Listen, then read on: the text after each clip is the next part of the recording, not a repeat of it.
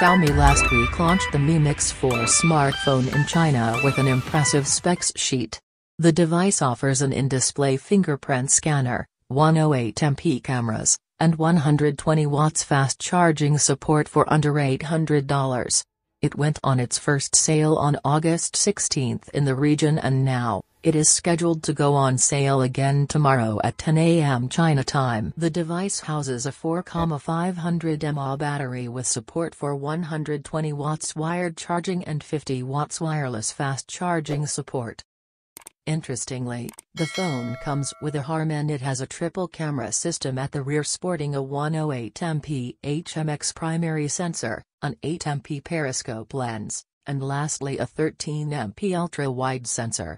It is powered by the Qualcomm Snapdragon 888 Plus SoC paired with up to 12 GB of RAM and 512 GB of storage.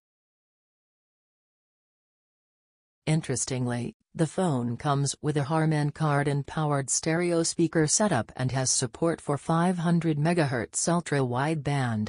Xiaomi has also stacked a cooling system inside the device that is claimed to maintain the phone's cool. It boots on Android 11 out of the box and has MIUI on top of it.